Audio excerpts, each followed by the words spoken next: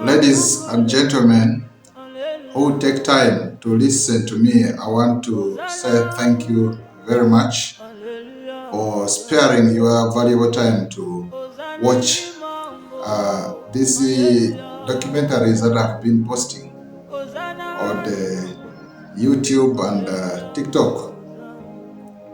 I want to say thank you very much because these documentaries may not necessarily be very pleasant, but they contain a lot of useful information that is intended at helping the workers of Uganda to regain their freedom and to enjoy the fruits of their labor. I speak to you, I continue speaking to you specifically because I'm pursuing the direction of bringing about change.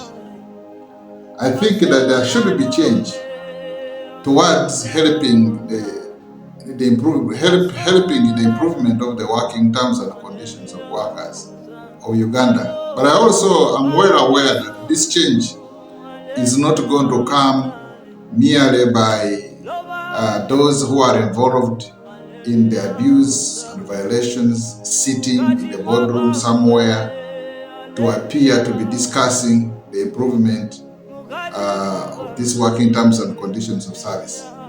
Because this kind of meetings in boardrooms have been held from days immemorial, but there has not been change, significant change that you would say has assisted in bringing about better conditions for the working people in Uganda.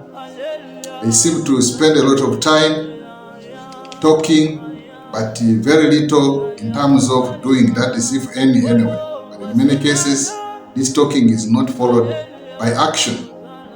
I'm also aware that change is not going to come merely by speaking to the people who are involved in the abuse and violation of workers' rights. It is not sufficient to say that we have spoken to the people who abuse workers' rights and therefore we expect change to come. Change will not come that way, because the people who abuse workers' rights, as I have already explained to you, are great beneficiaries of that abuse. So it will not be right for us to sit down and think that because you've spoken to someone in government, because you've spoken to some employer somewhere, therefore change is going to come. That is being naive. And you will wait for decades, such change will never come. It is also not sufficient to say that because I've written a book, or maybe I've developed a documentary such as this one I'm making, or this one, or the several ones that I've made, therefore change is going to come. No, change will not simply come by you writing a book. Change is not simply going to come by you developing a documentary. But the change is going to come when we work together. I continue speaking to you so that we can work together and build a social movement that is going to bring about change. Because the people whom we are saying should be able to change from their practices have been involved in these practices for decades. And we don't expect that this is going to change is going to come so easily. No. Anybody who thinks that by talking, therefore you have brought about change, that will not be the case. Otherwise, we all the people who have been speaking around the world, talking so many wonderful things, would have brought change in the human nature. But the human nature, at some stage, is desperately evil. And we must be able to know this and be able to suspect literally each and everyone. We should suspect the government. We should suspect the employers. We should even suspect the trade union leaders who actually speak for the workers. Because you will find some people take advantage and also address their own personal and selfish interests. I therefore want to appeal to you, colleagues who are listening to me, always to be very vigilant and to be part of this social movement. I do not know how long it will take, but definitely this movement should bring about change. Because personally, I am not about to give up.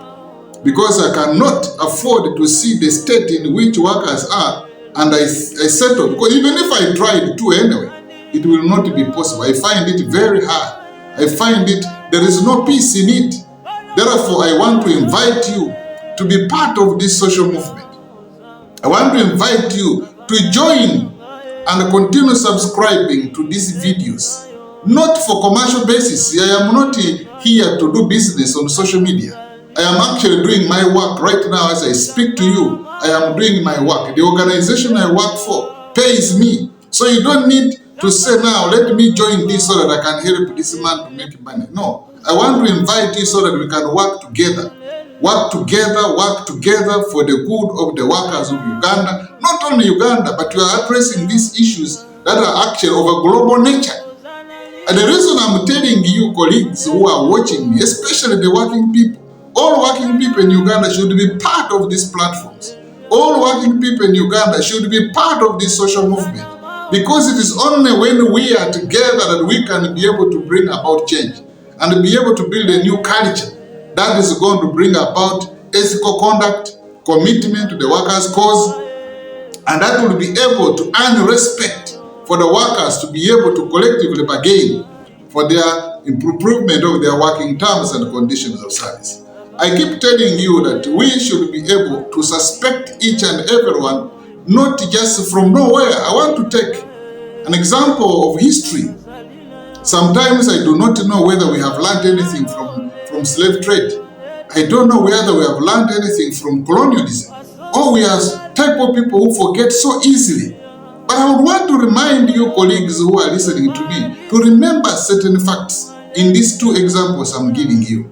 In the days of slave trade, we used to have strangers who came here in our land and carried our people, who actually our great grandparents, and took them to Europe, they took them to America, they took them to the other parts of the world.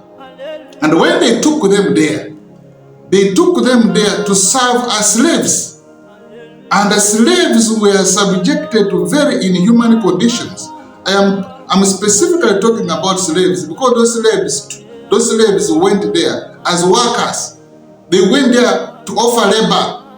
And the reason we are here, for us who speak for the workers, is because we don't want exploitation of labor. But labor was massively exploited in the days of slave trade. People were taken from here to those various countries of the world. And when they were taken, they offered free labor for up to 400 to 500 years. People offered free labor under very bad conditions. But when they came here to collect them, to take them to serve as slaves, they did not just come here and decided collecting people to throw them on the pickup or one by one. No, they came here and found the governments of the day. Those days we had a government which was headed by chiefs. And these chiefs, the slave traders came here and spoke to the chiefs. Said, now, okay, we have brought you some gifts here. These gifts will include these funny guns now, which are no longer, I think, in use. Gifts like knives, like things to use in the house, things like mirrors. And the chiefs would look at these gifts and they would be impressed about the gifts. Someone looks at himself in the mirror and they sees he's appearing inside the other side, and he gets so attracted, and he says, but what do can you give me this? Then the slave traders will say, okay, we are willing to give you maybe 5 mirrors in exchange for 50 slaves. So the chiefs would actually direct their subjects to grab their own children and give the slave traders, who took them on chains to the European countries, to America, where they served as slaves for up to 500 years. You see the human nature.